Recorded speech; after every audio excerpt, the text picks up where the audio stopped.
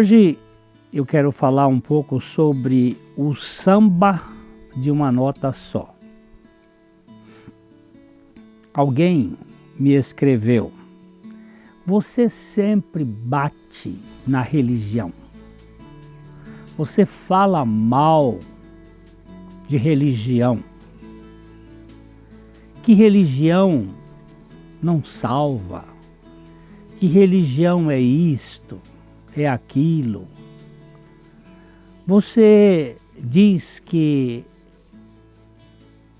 a questão não é ser religioso, mas ser ou pertencer ao Evangelho, e insiste o tempo todo nesse assunto. O que é então esse problema de religião? O que é isto? E o que é Evangelho? Por que este samba de uma nota só? E por que isto é tão importante para você falar nisso sempre? Bem, nós precisamos de discernimento nesta área. Muitos compram um produto falso porque não sabem qual é o verdadeiro. O pastor Vance Havner, um pastor americano, ele escreveu alguma coisa assim: Satanás não está lutando contra as igrejas, mas está tornando-se membro delas. Ele causa mais dano semeando joio do que arrancando trigo. Ele realiza mais por imitação do que por oposição direta. Você percebe isto? O Evangelho trabalha com a fé no espírito do homem. As religiões com as emoções da alma. Mas o problema é que o espírito estava morto em delitos e pecados e precisava ser vivificado pelo Espírito Santo através da palavra. A fé gera o trigo na igreja por meio da palavra e do Espírito Santo. As emoções, mediante apelos, plantam o joio. Essas gramíneas, elas são bem parecidas, mas elas são totalmente diferentes. Se você examinar o joio e o trigo, eles têm muitas semelhanças, mas há profundas diferenças. O joio está agarrado no solo. Ele gruda no solo mais do que o trigo. Se você for arrancar um molho de trigo, você arranca, mas um pé de joio, a cisânia é agarrada. Outra coisa, o trigo, ele tem grão. O joio só tem aquelas sementinhas pequenas, aqueles espórulos pequenos. Outra característica é que o joio é empinado, enquanto que o trigo, porque tem grão, a espiga ela se inclina, mostrando humildade. As aparências externas muitas vezes nos deixam confusos, mas o conhecimento apurado delas nos liberta dos equívocos, desses equívocos mais sérios. Nós precisamos saber a diferença entre o trigo e o joio, entre aquele que está na igreja e aquele que está em Cristo. Há um escritor chamado F.C. White. Ele diz que a experiência dos anos obriga-nos a dizer que o apelo às emoções, embora frequentemente aumente os resultados, aumenta o joio em grande proporção. Muitas vezes nós queremos encher a igreja e fazemos apelos para que as pessoas aceitem Jesus e venham à frente, façam isso e façam aquilo. E muitas vezes as pessoas vêm através de uma emoção, sem uma revelação. E isto pode encher a igreja, mas não enche o reino de Deus. Eu não vejo a menor semelhança entre a imitação barata do Evangelho e o Evangelho autêntico de nosso Senhor Jesus Cristo. Não há qualquer semelhança. Mas tem algumas coisas que são aparentemente iguais. Eu sei que há o Evangelho minúsculo, falando de um semideus raquítico, apelando para a gente que tem que decidir se aceita ou não o convite. O convite de um vendedor ardiloso, de um negociante de almas. E muitas pessoas entram na igreja, mas não estão em Cristo. Isso tudo não passa de um simulacro religioso deformante e deformador da verdade do Evangelho. Nós precisamos ter cuidado. Tenho o mesmo modo de entender do pastor metodista E. M. Bounds, quando disse: seria imitação burlesca da esperteza do diabo e calúnia contra o seu caráter se ele não empregasse suas maiores influências para adulterar o pregador e a pregação. O diabo é esperto. Ele faz com que muita gente imite como se fosse o Evangelho, uma pregação do Evangelho, mas na verdade aquilo é cansativo, é pesado, é cheio de exigências. O diabo, travestido de anjo de luz, tem conseguido enganar muita gente ilustre que dorme de touca. Pois uma vespa vestida de borboleta não nos assusta. Você não fica assustado. Você está pensando que é uma borboleta quando no fundo é uma vespa com o seu ferrão. A religião tem tudo a ver com o que nós fazemos para nos tornar dignos da aceitação divina. E o que fazemos está contaminado de orgulho, de vaidade. E orgulho e vaidade são pecados. O Evangelho, porém, tem tudo a ver com o que Cristo fez e faz para nos fazer aceitáveis por meio da graça diante do Pai. Enquanto a religião faz com que eu seja aceitável pelos meus méritos, pelo meu desempenho, pela minha justiça própria, o Evangelho me faz aceito pela justiça de Cristo, pela graça de Deus. Para tentar salvar o sujeito do seu pecado, a religião apela para o esforço humano, enquanto o Evangelho o salva, apontando para o poder de Cristo na cruz. São duas coisas diferentes. Aqui nós vemos que essas realidades são diferentes e discrepantes.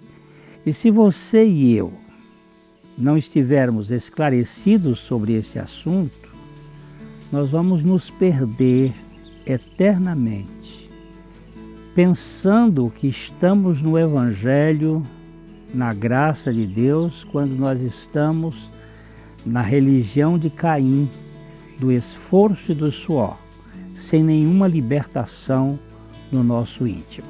Então, as religiões são inúmeras, porém o Evangelho é único. Você vai encontrar uma variedade de religiões. Alguém chegou a dizer: tantos são os habitantes da terra quanto são as religiões. Cada um de nós é um modelito religioso. Mas o Evangelho é único. É só por meio de Jesus Cristo. As religiões se fundamentam no suor do executivo cansado. O Evangelho no sangue do substituto, trazendo descanso ao pecador exausto. Este é um modelo diferente. As religiões são de carne, o Evangelho é do Espírito. As religiões são carnais, o Evangelho é espiritual. As religiões exigem desempenho, o Evangelho provê descanso. A religião premia o fiel, entre aspas, esforçado no final da missão. O Evangelho aposenta os santos antes do trabalho. Você vê isso na semana do Velho Testamento para a semana do Novo Testamento. A semana da lei, o descanso é no 7º dia. A semana da graça, o descanso é no 1º dia. Isso é uma mudança de paradigma. As religiões são os homens querendo chegar aos céus por uma escada de méritos e justiça própria. O Evangelho é Deus descendo no elevador da encarnação para buscar os caídos pela graça plena e levá-los para Ele. Você está vendo a diferença? São coisas diferentes. Não se trata da mesma coisa. As religiões são negócios frustrantes. O Evangelho é o ócio produtivo. Que ócio é aquilo que dá esforço, negócio, conquista. O Evangelho é o ócio produtivo. Eu não faço nada para a minha salvação. E uma vez salvo, eu faço tudo em razão da graça que opera em mim, mas não para a salvação, mas porque fui salvo. Não há qualquer afinidade entre as religiões dos homens e o Evangelho de Deus. Ainda que exteriormente eles podem ter alguma aparência, tem alguma semelhança. Se você não sabe diferenciar o gato da lebre, você pode fazer um banquete de carne exótica. Para gente distraída, evidentemente. Mas se não souber perceber a diferença entre a religião e o Evangelho, encontra-se na rota de uma catástrofe eterna. A coisa é séria. Por que este samba da nota só? É por isso que eu sou insistente com esse tema. Não gostaria de ser irrelevante diante de uma coisa que representa a sua decisão eterna. O cristianismo não é uma religião, é a manifestação de Cristo, de Deus, na pessoa do Jesus histórico, que ama pessoas e que quer nos salvar de nós mesmos, porque o meu maior problema sou eu, com o meu egoísmo, com a minha rabugice, com a minha prepotência, com o meu orgulho, com a minha rebeldia. Eu preciso ser trocado. Ele, Jesus, é o Deus da graça plena, encarnado, que se manifesta com um amor furioso e incondicional para nos libertar de nós mesmos. Ele não é um xerife que vem enquadrar a turma do artigo 171, nem ele é um promotor de honra ao mérito, dando medalhas aos executivos bem-sucedidos. Ele não está nem sendo um juiz de futebol que marca falhas e nem um promotor de executivos. Há uma profunda diferença entre o Evangelho de Cristo e as religiões dos homens. Além do que, o Evangelho é único, enquanto as religiões, como já dissemos, são infindáveis. O religioso, de modo geral, ele é enfesado, mal-humorado, crítico, perseguidor, zombeteiro, se ufana, se vangloria de suas conquistas. Por isso, há uma marca que diferencia a religião do Evangelho, vem da tendência de que o religioso tem de perseguir, caçoar, zombar, criticar os aceitos pela graça. Eles fazem isto. Eles costumam jantar vidas ou almoçar vidas criticando, zombando daqueles que foram aceitos pela graça de Deus. Essa gente não aprecia a graça de Deus, mas gosta mesmo é de provocação, de fofoca. O campo da religião é minado de maledicência e muita gente se perde aí. Há uma perseguição que corre feroz no front, na frente, e há uma perseguição velada nos bastidores. Mas ambas são cruéis e contrárias ao modelo do Evangelho. Você não vai ver um evangélico, eu estou falando evangélico aqui não desse modelo que se chama evangélico hoje, mas uma pessoa que realmente conhece e crê no Evangelho sendo perseguidor. Você não vai ver isto.